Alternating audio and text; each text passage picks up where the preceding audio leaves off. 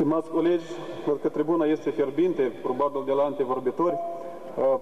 Aseară îmi spunea un coleg că în fiecare dimineață comuniștii în fața oglinzii exersează și au un carnețel cu cuvinte cât mai indecente, foarte spumoase și a doua zi le repetă. Și am văzut o demonstrație.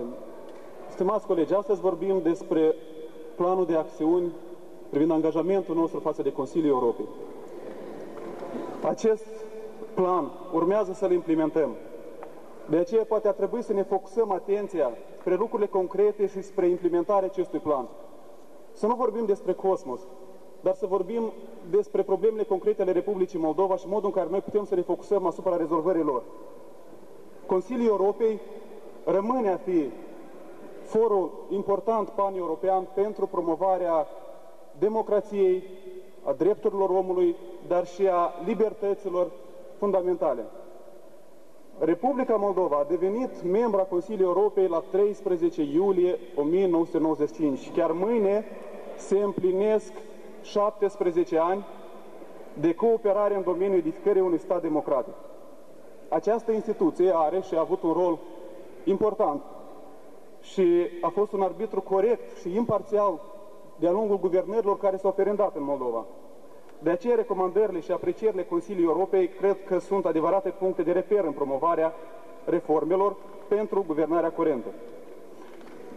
Monitorizarea de către Consiliul Europei a Moldovei nu a început ieri, nu a început nici măcar acum 2 ani.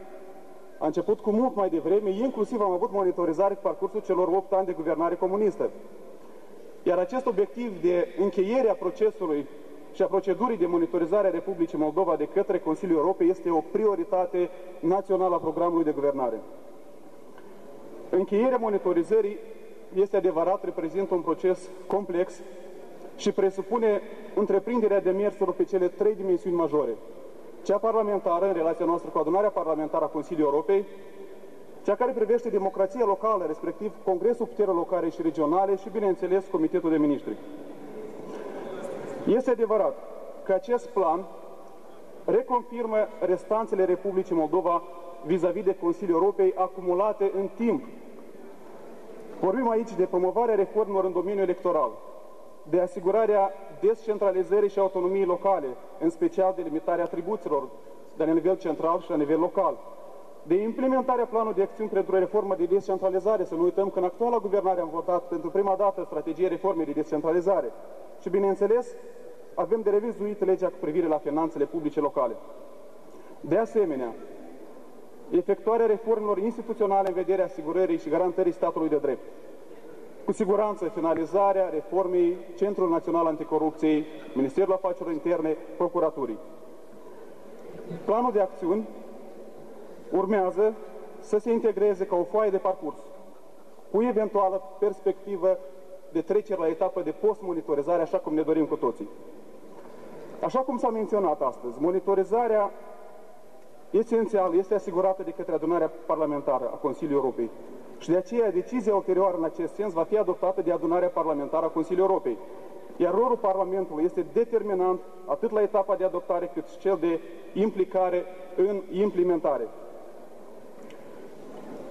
Aș vrea să vin cu mesajul de apreciere a interesului adunării parlamentare a Consiliului Europei, prin care se urmăresc evoluțiile din Republica Moldova și se implică în procesul de identificare a soluțiilor și recomandărilor pentru continuarea reformelor. Și de asemenea să aduce un mesaj de recunoștință pentru angajamentul Consiliului Europei de a oferi Moldovei atât expertiză internațională, asistență financiară în domeniul reformelor, iar această asistență acumulată de-a lungul timpului prin intermediul instituțiilor sale. Cred că adoptarea prezentului plan va demonstra determinarea clasei politice pentru a realiza reformele atât de necesare nouă. Eu vă mulțumesc și sper că în perioada următoare să ne concentrăm anume asupra implementării acestui plan. Domnul Petrencu.